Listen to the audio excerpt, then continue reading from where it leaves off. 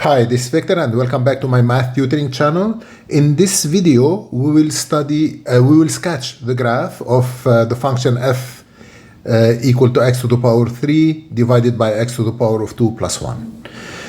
To do the sketching of the graph, I have to study the domain, the x and the y intercept, the symmetry of the function, where are the asymptotes, when it is increasing and decreasing, and if there is a minimum and maximum, and its concavity. So let's start by its domain.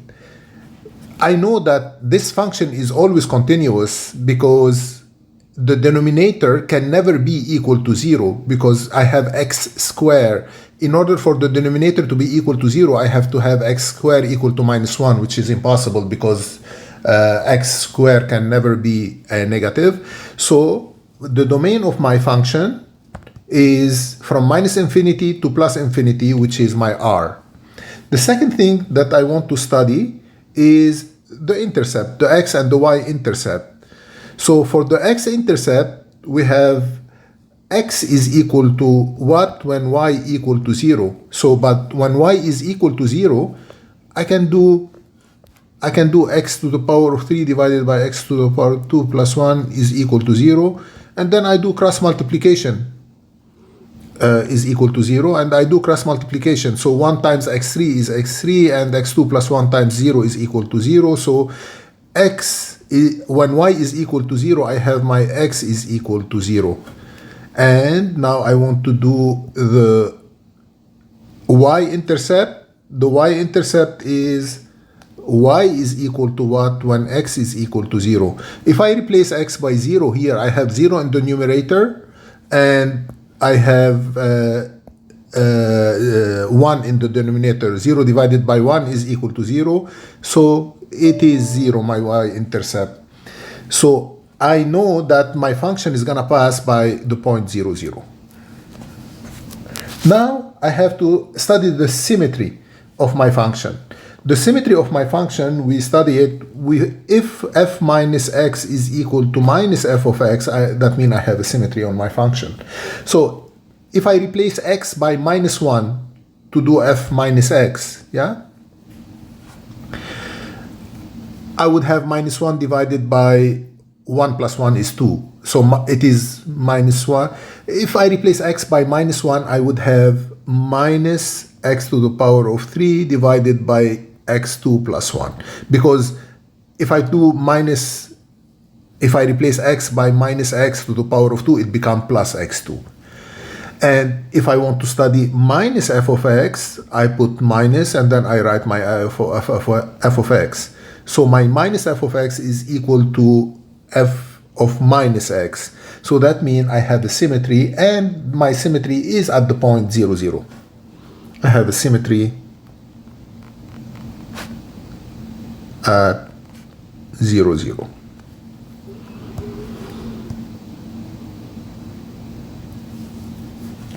And the fourth thing that I'm going to study is the asymptote.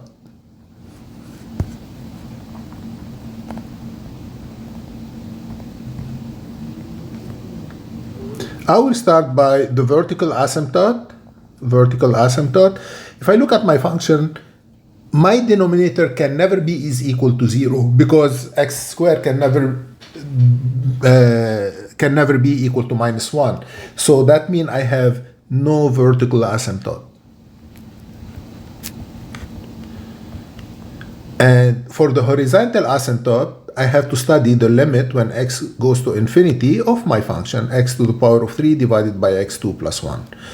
So here it is equal to the limit when x goes to infinity of x to the power of 3 divided, I factor out x squared in the denominator, I would have 1 plus 1 divided by x squared. When x goes to infinity, this goes to 0, and x3 divided by x squared, limit of x when x goes to infinity, x3 divided by x squared is x, 1 plus 1 divided by x squared, because I can simplify x2 from the numerator and the denominator. This would go to 0. When x goes to infinity, I have infinity divided by 1, which is equal to infinity. I cannot have a horizontal asymptote at infinity. That means there is no horizontal asymptote too. No horizontal asymptote. Now, because there is no vertical, no horizontal, I have to see if I have a slant asymptote. Slant asymptote. For my French spoken audience, slant asymptote in French we call it asymptote horizontal. In English, slant asymptote. So to do the slant asymptote, I have to do the long division. This is my function here. So x to the power of 3 divided by x to the power of 2 plus 1. So I have to multiply x2 by something to have my x3, and that something would be x. X times x2 is x to the power of 3, and x times 1 is x. And I subtract them. I would have 0 minus x. So I can rewrite my f of x as y is equal this x here, that minus x divided by x squared plus 1. So if I look at my function, I have a potential slant asymptote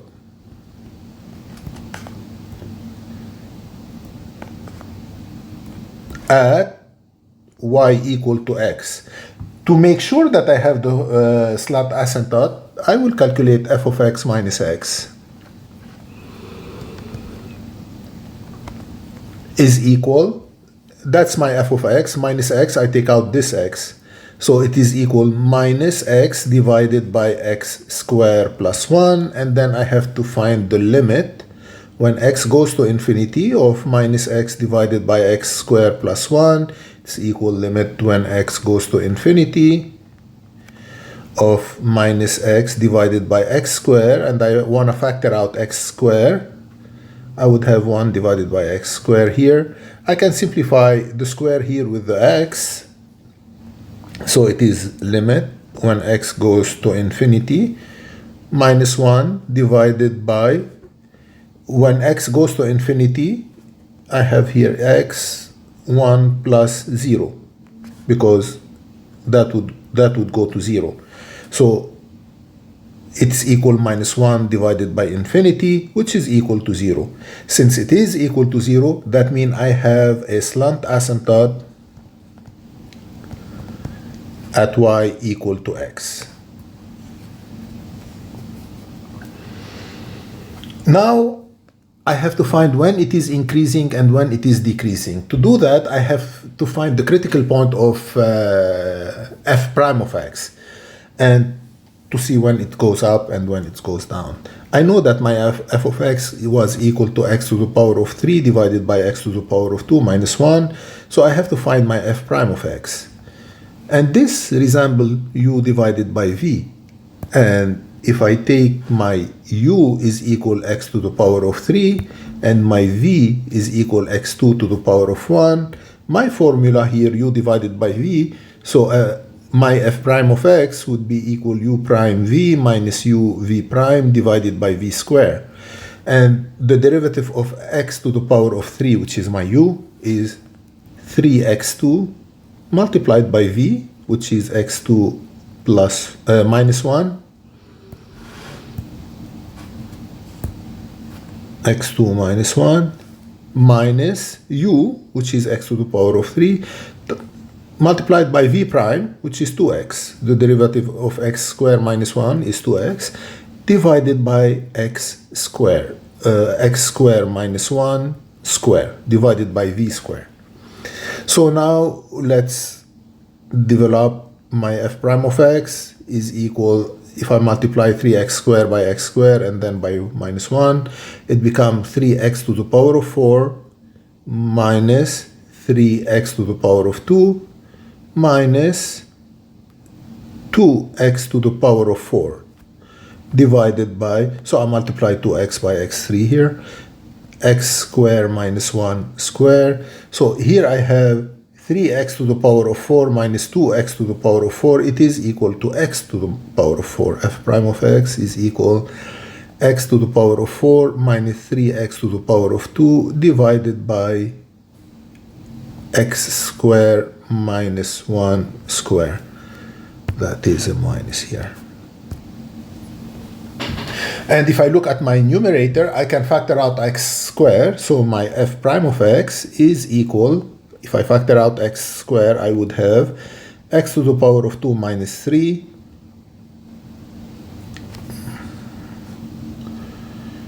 divided by x squared minus 1 to the power of 2. This should be plus 3. We'll see where I did the mistake here. Divided by x2 plus 1. So this is plus 1, this is plus 1, and this is plus, and this is plus, and this is plus, and this is plus, and this is plus, please, this is plus. My function was x2 plus 1, and when I copied it at x2 minus 1. Sorry for that. So if I look my f prime of x, my x squared is always a positive number. This x squared is always positive number. Plus 3 is positive number. So I have a positive number in the numerator. And to the power of 2 of the denominator divided by positive number. That means my f squared is always positive. So that means my f squared is always ascending. So I don't have to find the critical point of f prime of x. The critical point of f prime of x is you find where f prime of x is equal to 0. In that case, x is equal to 0 or x squared plus 3 is equal to 0. And the critical point will become 0 plus or minus square root of 3, and then you study it in between those points. In that example, I don't have to do it, but I will do a very similar thing when I want to study the concavity, okay? The critical point of the concavity. Because my f prime is always ascending, that means there is no minimum and no maximum, no max. So all what I have to do here now is to find the concavity. Concavity. And the concavity is I have to find f second of x. So f second of x is equal, I know that f prime of x is equal x squared plus 3 divided by x squared plus 1, all that to the power of 2. Yeah?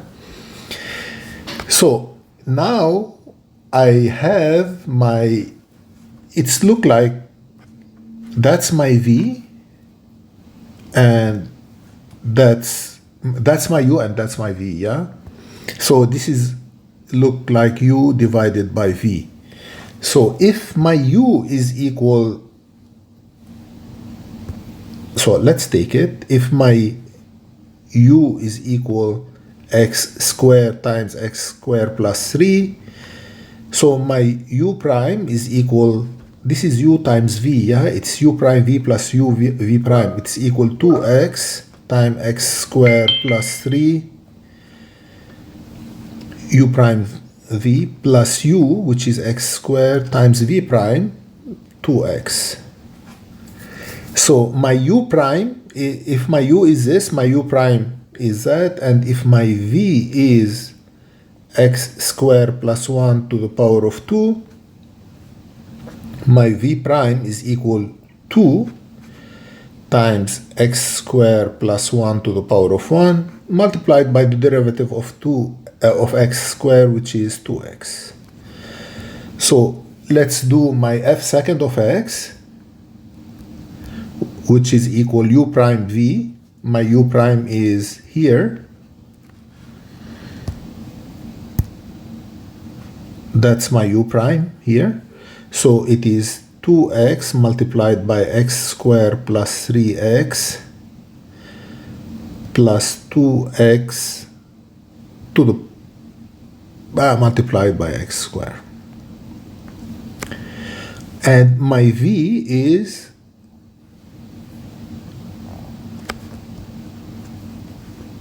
x squared plus 1 to the power of 2. So this is my u prime times v minus my u, which is x squared times x squared plus 3 times v prime, that's my v prime, times 2x squared plus 1 multiplied by 2x, and all that divided by v to the power of 2. My v was already to the power of 2, x plus 1 to the power of 2, it becomes x plus 1 to the power of 4. So actually, let's bring this here.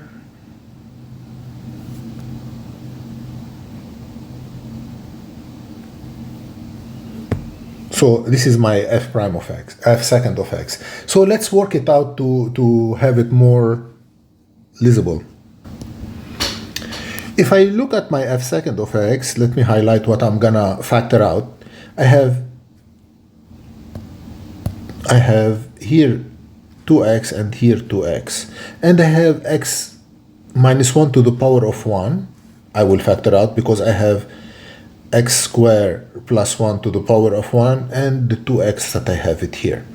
So I can rewrite my f second of x as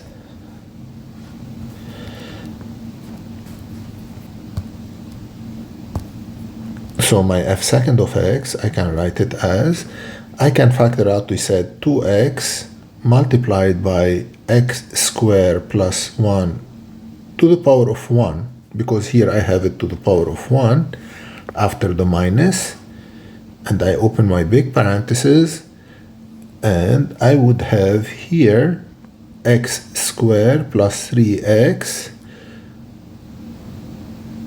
plus x squared.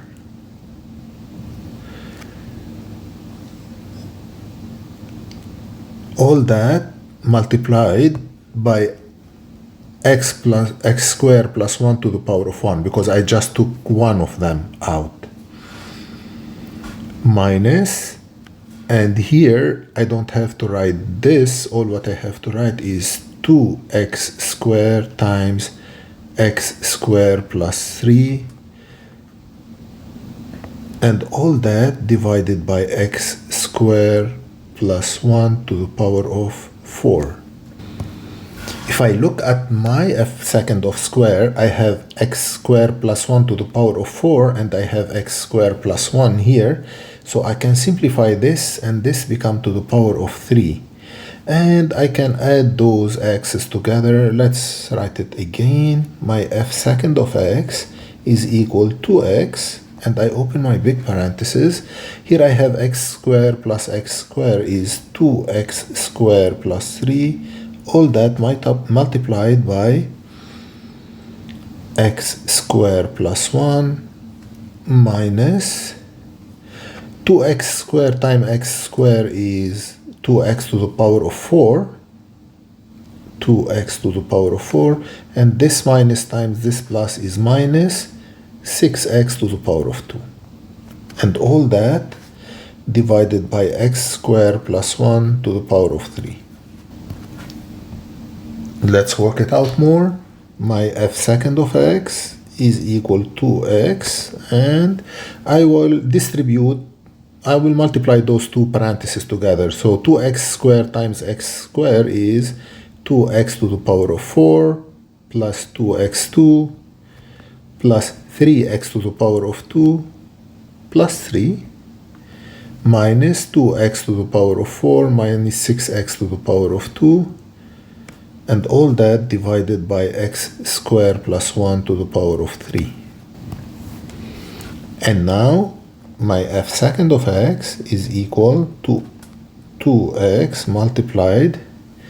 Here I have plus 2x squared minus 2x squared. It goes out.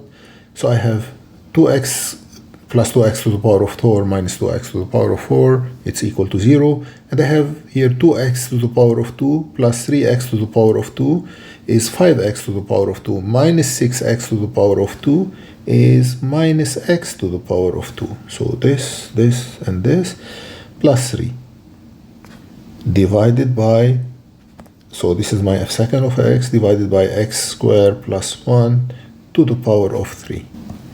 Now, to find the critical point of f second of x, the critical point is when f second of x is equal to 0. So when 2x times minus x squared plus 3 divided by x squared plus 1 to the power of 3 is equal to 0. So if I do the cross multiplication, I would have 2x minus x squared plus 3 is equal 0 times anything is equal to 0. So if a multiplication of two numbers is equal to 0, either the first one is equal to 0 or the second one is equal to 0. So it's either 2x is equal to 0, that means my x is equal to 0, or my minus x squared plus 3 is equal to 0. That means my minus x squared equal to minus 3. That means my x squared is equal to 3. That means my x is equal plus or minus square root of 3. Those are my critical point.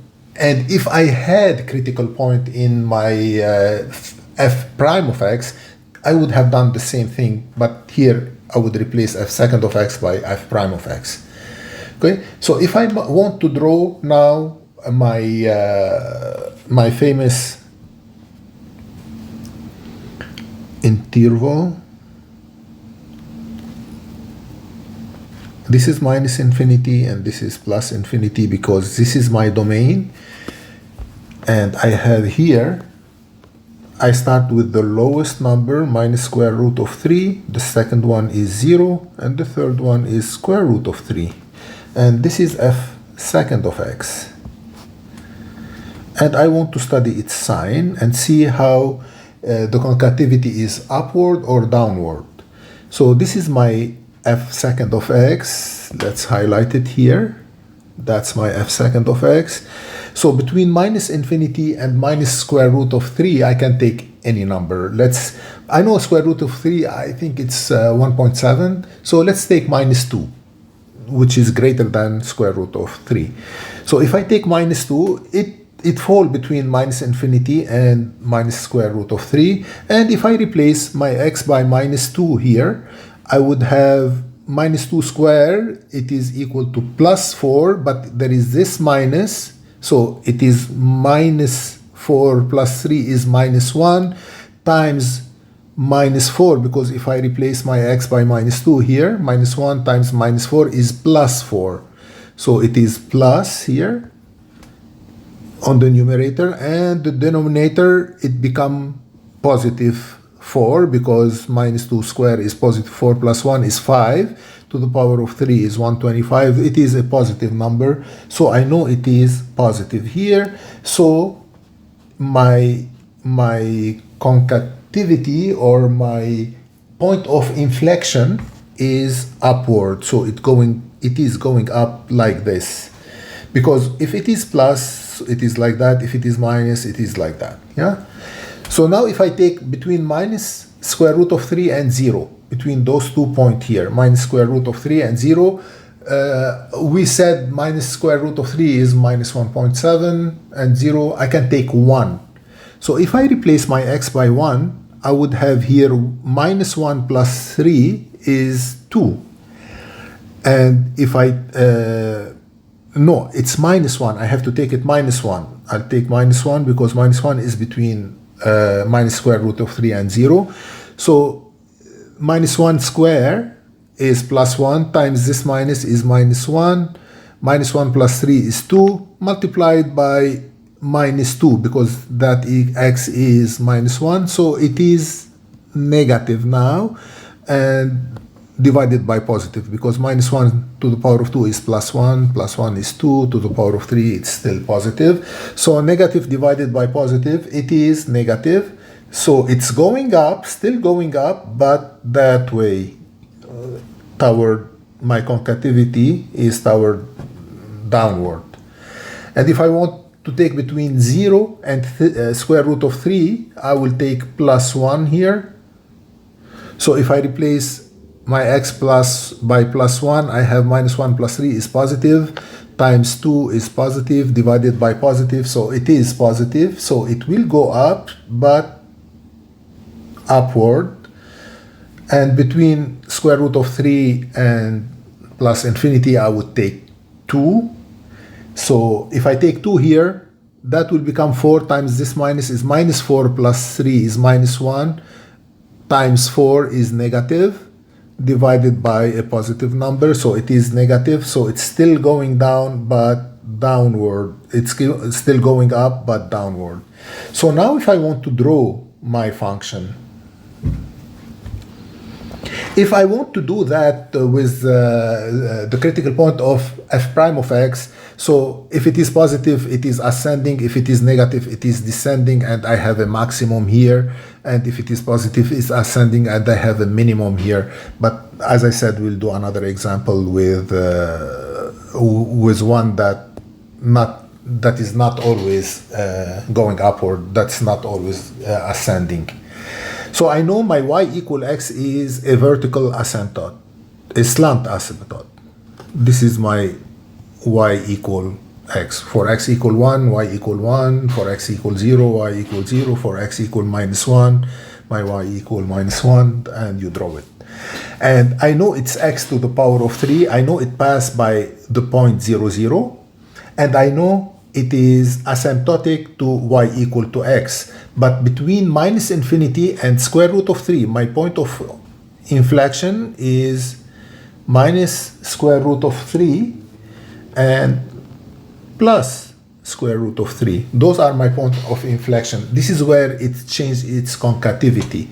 So it's going up, upward, but it's gonna change its concavity at minus 3 and it become downward. So it is asymptotic but going up, and then at point minus 3 it's still asymptotic. Like, let's do it better. It is still asymptotic, and this is minus 3 here. It's gonna change, but it's still asymptotic at y equal x, but it is toward up concavity. And then after at 0 again it's changed, it become like this, and then it become like this, but it's still asymptotic to the y equal to x. So that's how you draw it. And if you like my video, please subscribe to my channel. That would help me tremendously. And if you push the like button, I would really appreciate it. Thank you.